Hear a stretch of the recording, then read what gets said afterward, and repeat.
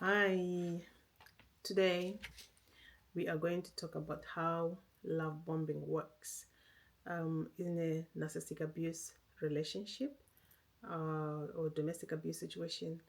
Uh, I am a person who's gone through narcissistic abuse and I've come out the other end stronger, all because of YouTube.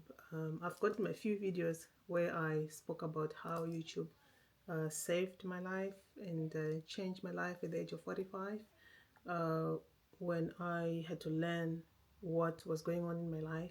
So I didn't know all this about narcissistic abuse and how is it evolves in stages. There's the first stage, which is the love bombing stage. So we're gonna talk about that in this video, and I hope by the end of the video you you can look back in your life and see which areas or when love bombing started and ended, and what it is that was, how you were love bombed, so to speak. For me, um, it was when I met my partner.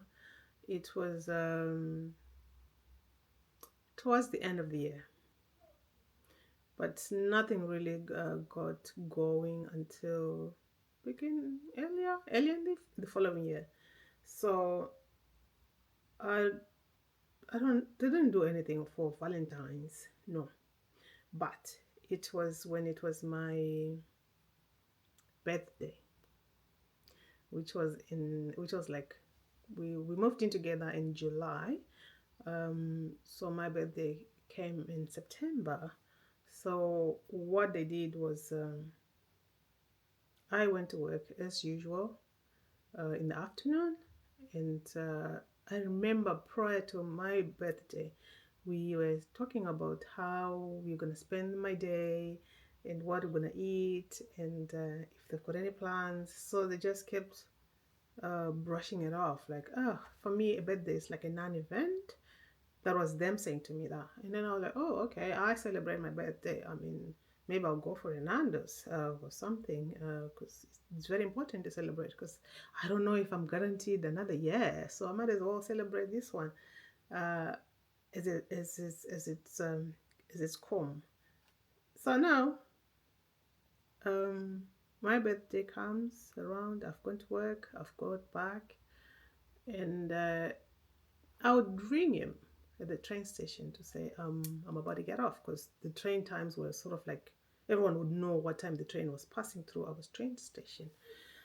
So they knew, and I remember the one time before we, anyway, in the beginning when we started living together, they would come and pick me up, but then they didn't. And then I was like, oh, okay, I know my way home anyway, so let me get there. I got home, opened the door to our room because we share the house with other people. So we would share the kitchen, the bathroom, and then you'd have your own room that you would use as your bedroom, as your living room, as your dining room, you name it. Because the dining room there wasn't a table in there, so nobody wanted to buy a table for that, and then the landlord hadn't put a table in there as well. Yeah, so I opened the door and I'm thinking, oh, okay, maybe I'll just say hello and see, chill for a bit, and then find somewhere to go, or maybe. But then the delivery service wasn't that popular at that time, so I opened the door, and to my surprise, you would open the door, and then just in front of you, there's the bed, and on the bed there was flowers, teddy bears, chocolates, perfumes, jewelry. I mean, a jewelry set, earrings, and a necklace, all in their cases. Um, I mean, whatever wasn't there um, was not. I mean, it was a pile of things. They were not wrapped up. I mean, except for the flowers. I mean, it was a nice bouquet.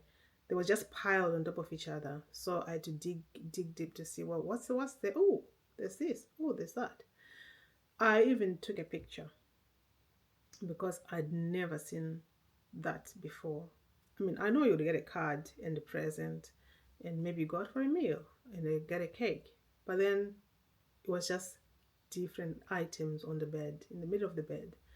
And yeah, I was like, oh my God, I've never seen this before.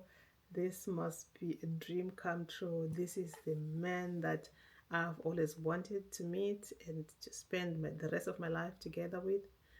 Until soon after that, I don't know how the relationship got sour. I, even to this day, as I'm speaking to you, this is my form of therapy.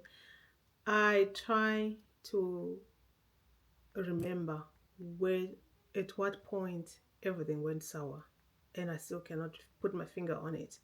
But I'm sure as I keep on talking about this, and as in my healing process, I'll get to a point where I'll probably be able to piece where what stage ended when and when the other stage started. Because soon after, I mean, gaslighting was full throttle. I I didn't know what gaslighting was, so I just was dealing with things as they were coming. But anyway, let me go not go ahead of myself because I'll talk about gaslighting because it's very important for you to know what to expect or what you will deal with so that you are equipped. The whole point is to equip you. I was equipped by other people who spoke about narcissism, who spoke about narcissistic abuse, who spoke about how abuse in general is, because I had no clue.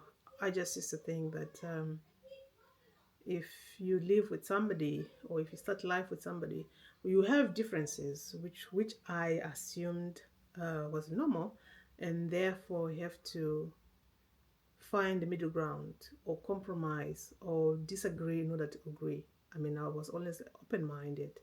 But little did I know that love bombing a